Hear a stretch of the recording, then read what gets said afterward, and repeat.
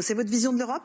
Quelle est la vôtre? Non, alors moi, ce que je constate, c'est qu'autour de cette table, finalement, sur les 11 candidats à l'élection présidentielle, il y en a 10 qui approuvent le principe de la construction européenne et qui proposent tous une autre Europe, renégocier l'Europe, sortir de l'Europe pour y rentrer. C'est un peu comme le sparadrap du capitaine Haddock dans l'affaire Tournesol, n'est-ce pas? On s'en débarrasse jamais. Bon, qu'est-ce que ça veut dire tout ça? Ça veut dire, ça me fait penser à un proverbe chinois qui dit « c'est dormir toute sa vie que de croire à ses rêves ».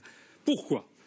Parce que pour renégocier les traités européens, il faut l'unanimité des 27 autres, bientôt 26 lorsque le Royaume-Uni sera sorti, parce que le grand peuple britannique a compris qu'il fallait s'en aller.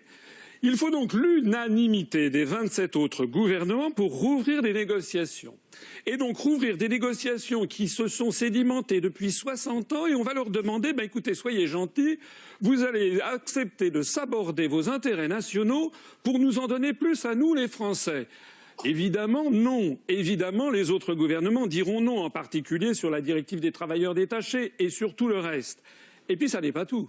C'est qu'à supposer même que l'on ait obtenu les 27 accords unanimes des autres gouvernements, il faut ensuite les 27 autres peuples, c'est-à-dire les 27 autres parlements ou référendums, puisque référendum obligatoire il y a en Irlande. Ça veut donc dire qu'il faudrait obtenir, avec les Français aussi d'ailleurs, il faudrait obtenir 2 fois 28, c'est-à-dire 56 accords unanimes pour changer les traités. Ça n'arrivera jamais.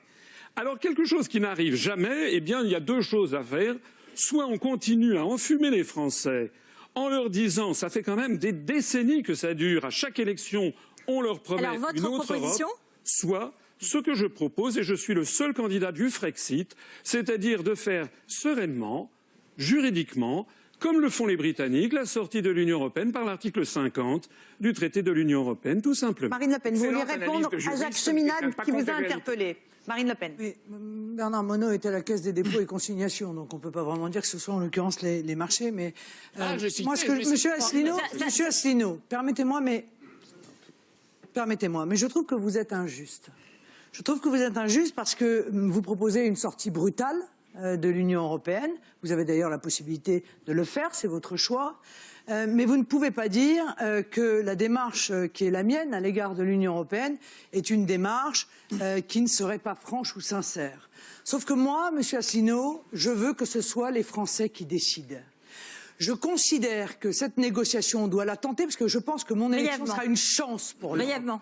Une chance parce que l'intégralité des pays qui souffrent, et vous l'avez rappelé tout à l'heure et vous avez eu raison, de l'euro, de l'ouverture totale des frontières, du libre-échange intégral, eh bien profiteront de cette occasion, profiteront que la France, ce grand pays, entre en négociation pour se mettre autour de la table. Et à l'issue de ces négociations, Monsieur Asselineau, quel que soit le résultat, eh bien ce seront les Français qui décideront quelle Union européenne ils veulent. Est-ce que celle-là leur va? Est-ce qu'ils veulent en sortir? Ça, c'est le programme, Madame Le Pen, c'est le programme de David Cameron. Oui, mais sauf que David Cameron, il voulait y rester. Lorsque nous assistons actuellement, n'est-ce pas? Ils ont fini par sortir.